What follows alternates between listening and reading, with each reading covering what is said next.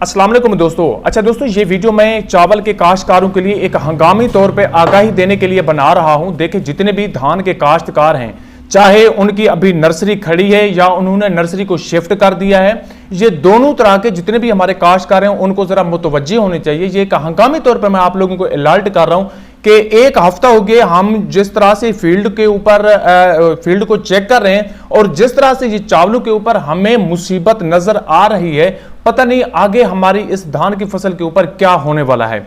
देखिए, एक हफ्ते से जब से ये बारिशें हुई, बारिशों के फौरन बाद हम लोग जिस भी फील्ड में जाते हैं तो पोजीशन ये है दोस्तों, आप लोग 10 पौधों को चेक करें, 10 में से 4 पौधे पत्ता लपेट से इफेक्टेड नजर आ रहे हैं। अब हम क्या कर रहे हैं, डेली बेसिस के ऊपर हम लोग ज्यादा से ज्यादा काश्तकारों को सर्विस दे रहे हैं, उनको आगाही दे रहे हैं कि आप लोग यार मेहरबानी करें, खादों पे जोर लगा रहे हैं। ठीक है ना भाई, हक बनता है, क्योंकि जैसे ही नर्सरी को शिफ्ट किया जाता है तो उसको खादें देना, खुराक देना हमारे लिए एक वाजिब होता है। उसकी वजह क्या होती है, ताकि धान का जो पौधा है वो ज्यादा से ज्यादा झाड़ बनाए और हम ज्यादा पैदावार यार हासिल कर सकें।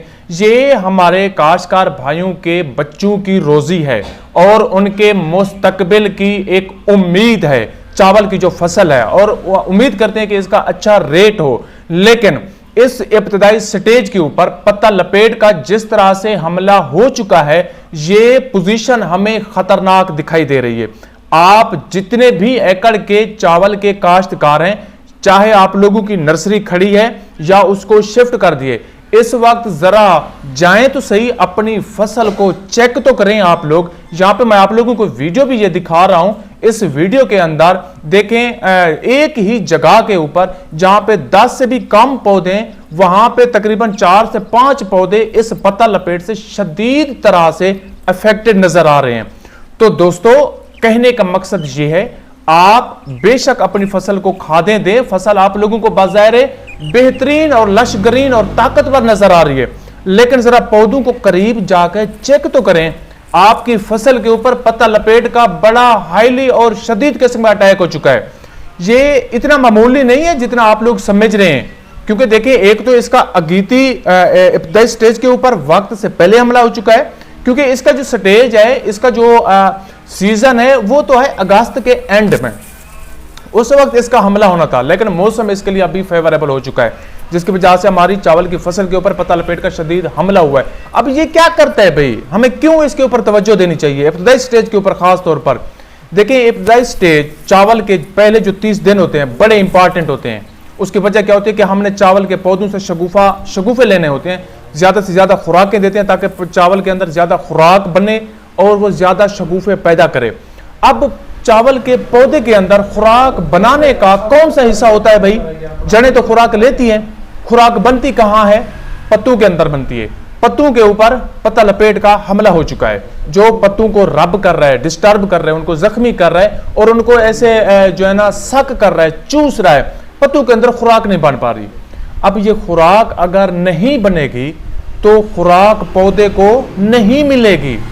जब पौधे को खुराक नहीं मिलेगी तो उसके अंदर एनर्जी, ताकत और तवानाई नहीं आएगी, जिससे वो अपनी ग्रोथ को ऊपर लाए और नए पत्ते, नए शगुफे बनाए।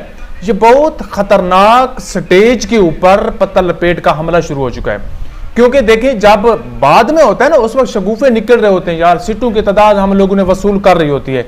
फिर जब पत्ता लपेट का हमला होता है उस वक्त हम उसको कंट्रोल कर लेते हैं, हमें किसी किस्म का कोई डर वगैरह नहीं होता इतना।